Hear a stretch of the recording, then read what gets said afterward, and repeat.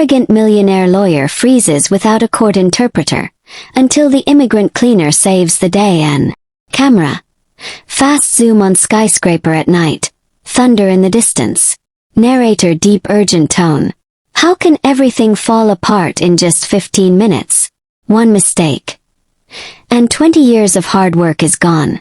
That's exactly what billionaire CEO David Wellington was about to learn, until the most unexpected person in the building changed everything. Wellington Industries, 45th floor, Manhattan. Wide glass office, rain tapping against the windows. David Wellington slammed his hand on the glass desk.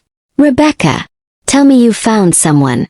We cannot, absolutely cannot, face the Chinese delegation without a translator. Rebecca Collins, his sharp-dressed executive assistant, kept dialing numbers frantically. Sweat glistened on her temple. Mr. Wellington, I've called every professional translator in the city. No one is available at this hour. We're out of options. David pulled at his Italian silk tie, pacing like a caged lion. Do you even understand what's at stake here? $200 million. A 20-20-year partnership. Camera pans to the entrance. 5 Chinese executives step out of sleek black cars, heading toward the elevators. In the corner of the room, a quiet voice rose. Excuse me, Mr. Wellington, but I speak Mandarin. Both David and Rebecca turned sharply. Standing there in her navy blue janitor's uniform, holding a cleaning cloth, was Jasmine Parker, 28 years old. Rebecca let out a sharp laugh. This isn't the time for jokes, Jasmine. This is a multi-million-dollar deal. But Jasmine didn't flinch. Her voice was calm, steady. I'm not joking. I studied Oriental linguistics at Howard University. Mandarin, Cantonese, even Taiwanese dialects. I can help you. David stared at her as though seeing her for the first time. The woman who had quietly cleaned his offices for 3 years suddenly seemed different. Rebecca stepped forward, crossing her arms. This is insane. A cleaning lady in the most important meeting of the year. The Chinese will laugh at us.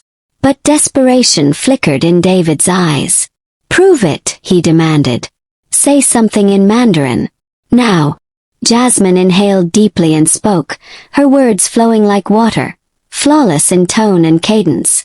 Women hen gaoxing yu dao naimen.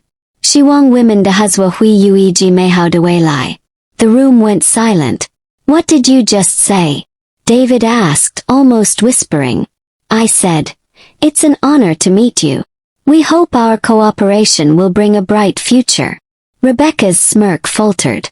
David's eyes lit up with a mix of hope and disbelief.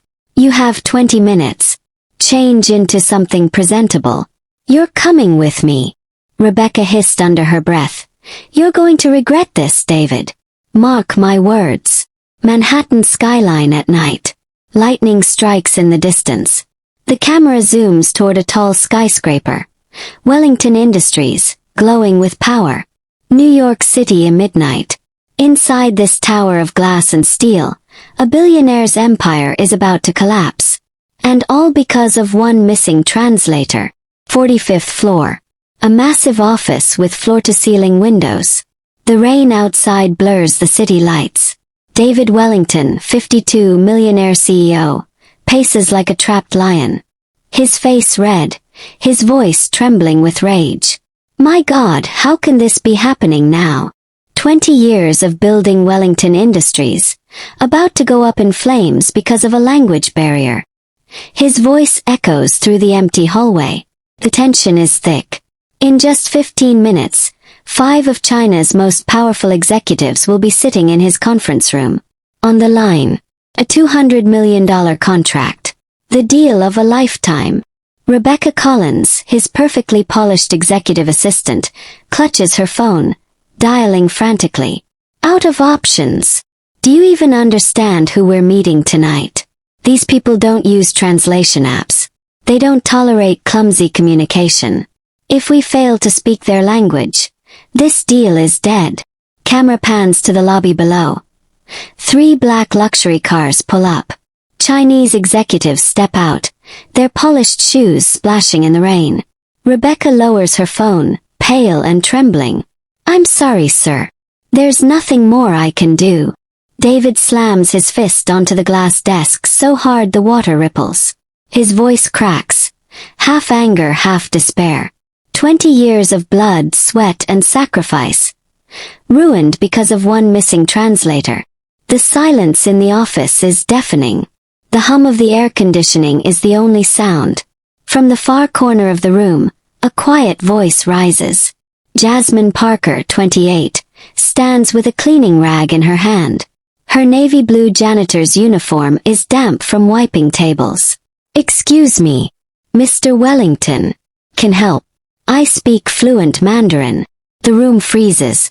Rebecca spins around, eyes wide with disbelief, then lets out a mocking laugh. You, a cleaning lady. Please, this isn't some classroom exercise. This is a $200 million international deal. But Jasmine doesn't look away. She doesn't flinch. Her voice carries quiet confidence. I studied Oriental linguistics at Howard University. Mandarin, Cantonese, even some Taiwanese dialects. I know exactly how these negotiations work. Let me help. David stares at her, stunned. For 3 years, she has been invisible in this building. Tonight she has just changed everything. David narrows his eyes, his voice sharp. Prove it. Right now. Say something in Mandarin. Show me you're not bluffing. Jasmine straightens her back, takes a slow breath, and begins speaking.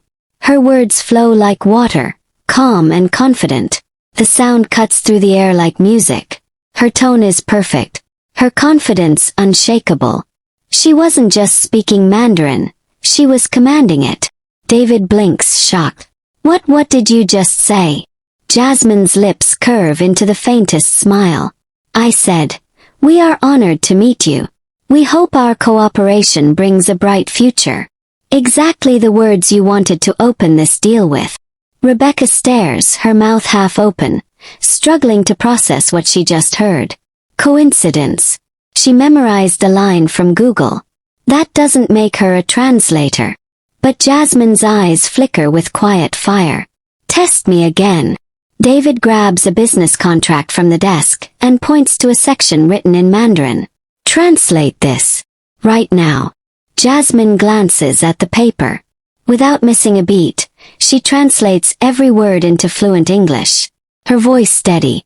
Her tone respectful. David's jaw tightens. Not in anger but in awe. She's flawless. Rebecca steps forward, desperate. No. You can't trust her. She's a janitor. If you put her in front of the Chinese delegation, you'll be laughed out of the room. And then your empire gone.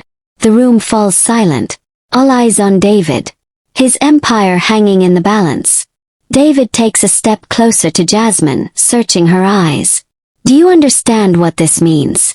If you make a single mistake, I lose everything. My company. My reputation. My life's work. Jasmine nods slowly. Her voice doesn't waver. Then let me carry that weight. You've built this empire. Don't let it fall because no one gave me a chance. Camera cuts to the elevator. The Chinese delegation is seconds away from entering the 45th floor. David's heartbeat pounds in his ears. He looks at Jasmine. Then at Rebecca. The choice tears at him. Finally he exhales. Change into something professional. You're coming with me. Rebecca gasps in outrage. You're going to regret this, David. You're trusting a nobody over me. Over years of loyalty. But David doesn't look back. His eyes are locked on Jasmine, the woman who just became his last hope. The elevator doors slide open with a soft chime. Out step 5 Chinese executives. Sharp suits, polished shoes, and unreadable expressions. The leader, Mr. Li Wei, tall, calm, with silver-framed glasses, scans the room with sharp eyes. He carries the quiet authority of a man used to winning. And in that moment, every heartbeat in the room seemed to stop. This was it. The moment that would decide the future of Wellington Industries. David steps forward, forcing a polite smile, but his palms are sweating. Jasmine stands just behind him, clutching her notepad, her heart pounding like a drum. Mr. Li extends his hand, speaking firmly in Mandarin. Wellington Zongcai, women hen gaoxing jian dao nin. David freezes. The words rush past him like an unstoppable current. He looks at Jasmine, his last line of defense. Jasmine steps forward. Her voice is soft but crystal clear. He says, "Mr. Wellington, we are pleased to meet you." David's chest loosens. He smiles, shaking Li Wei's hand. "The pleasure is all mine. Welcome to Wellington Industries." Jasmine repeats his words in flawless Mandarin. The Chinese executives exchange impressed glances. Their faces soften. Rebecca, standing in the corner, bites her lip so hard she tastes blood. The group takes their seats at the long glass conference table. Folders and documents are laid out. The hum of the rain outside grows louder like a ticking clock. Mr. Li speaks again, his tone cautious but respectful. "Zhibing buji shi guanyu qian de huzwa. Women shuyao con dao qingyi." Jasmine listens carefully, her brow furrowing, then translates slowly. He says, "This is not just about money. We need to see your sincerity." David swallows hard, his throat dry. He leans closer to Jasmine, whispering under his breath, "Sincerity? How do I show sincerity to a man I've just met?" Jasmine looks at him, her eyes calm and unshaken. "Don't speak like a CEO. Speak like a human being. Be real." David exhales slowly, then turns to Li Wei. "Mr. Li, my father started this company with nothing but a dream. Tonight I want you to know, we're not here to make a deal. We're here to build a bridge. A bridge that will last generations." Jasmine repeats every word in Mandarin, her voice carrying the weight of his sincerity. The room falls into silence. The executives lean back, their faces unreadable. For a terrifying 5 seconds, David feels the ground slipping beneath his feet. Then slowly Mr. Li nods. A faint smile breaks across his face. "Je shi women xiang ting dao de hua." He says, "That is what we wanted to hear." David's chest rises with relief. For the first time all night, hope flickers in his eyes. But in the corner, Rebecca grips her phone tightly, her mind racing. Her jealousy burns brighter with every word Jasmine speaks. Scene, conference room. Documents spread across the table. Jasmine calmly translates as David speaks, her voice steady as a stream. Rebecca sits near the corner, pretending to take notes. But her eyes aren't on the papers. They're locked on Jasmine, burning with envy. For 3 years Rebecca had been David's shadow, his right hand. Tonight, all it took was a janitor in a blue uniform to make her invisible. And she wasn't going to let that happen. Rebecca slowly unlocks her phone under the table, her fingers moving fast. Mr. Li leans forward, speaking in a deeper, cautious tone. "Women ting shua nin de gongsi yo hendwa jegu hat saichan wen ti." The words sting. The atmosphere tightens. Jasmine translates carefully, her brow tense. He says, "We have heard that your company has faced many layoffs and financial issues." David stiffens, anger flashing in his eyes. He opens his mouth to respond. But Rebecca cuts in, her voice sharp, dripping with false authority. "What he really means, Mr. Wellington, is that they don't trust us. They believe Wellington Industries is unstable. They're questioning your leadership."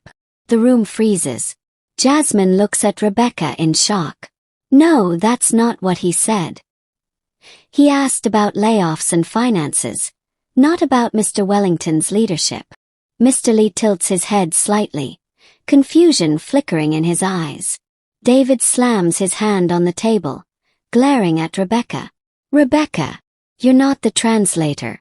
Sit down." Rebecca's cheeks flush crimson, but she forces a bitter smile. "Oh, so now you trust a janitor's words over mine? Fine. Let her carry your empire on her shoulders." She leans back, folding her arms, eyes glittering with malice. And just like that, the room became a battlefield. On one side, a billionaire fighting for his empire.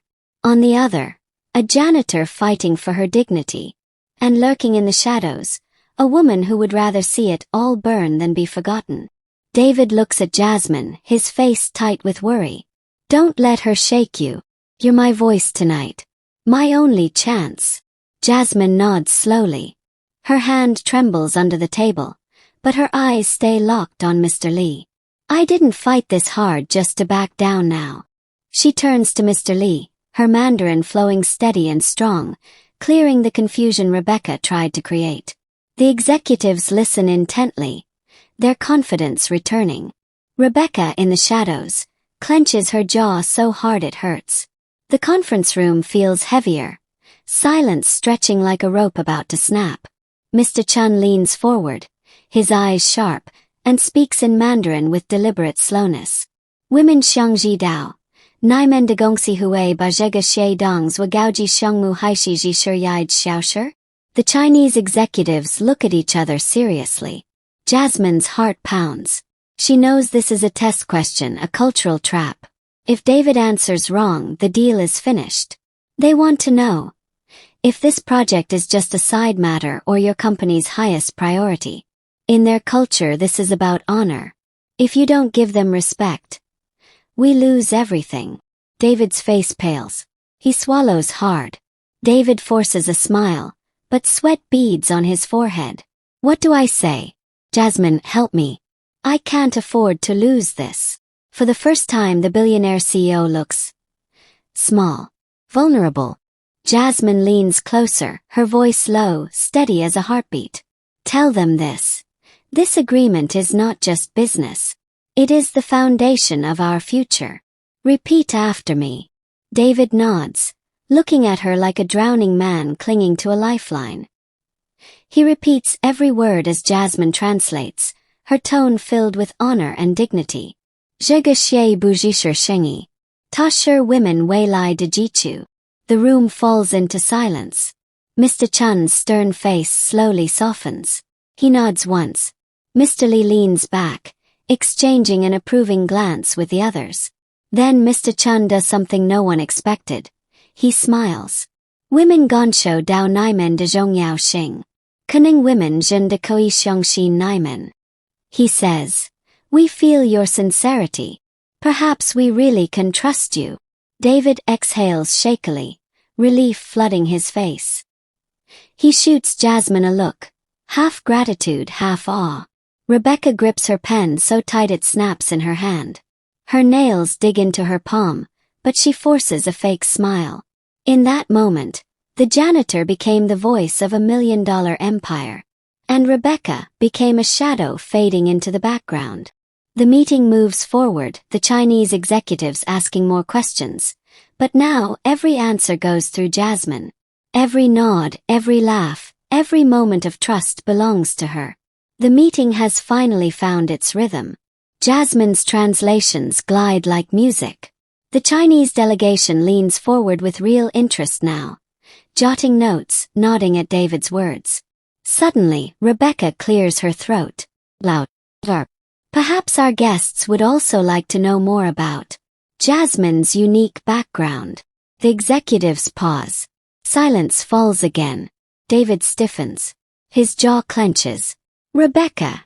But Rebecca cuts him off, her voice sweet but laced with poison. Isn't it inspiring? Just 3 years ago, Jasmine was cleaning these very rooms. Imagine. A janitor guiding a $200 million deal. Gasps ripple across the room. The Chinese delegates glance at each other, confusion on their faces. Jasmine freezes. For a moment, the air feels too heavy to breathe. Memories crash into her. Rebecca's whispers, the mocking looks, the way she'd been treated like furniture. She feels her cheeks burn, but she straightens her back. Her eyes steady. In America, life does not always follow a straight line. Sometimes strength comes from the places no one expects. I believe that makes our company even stronger. The words flow like water, her tone filled with quiet dignity. Mr. Chun tilts his head, intrigued. The insult Rebecca meant. Jasmine turns into honor. Rebecca tried to cut her down with shame. But Jasmine's dignity turned the blade into a sword. Rebecca's smile falters. Her confidence slips for the first time. She didn't expect Jasmine to answer like that.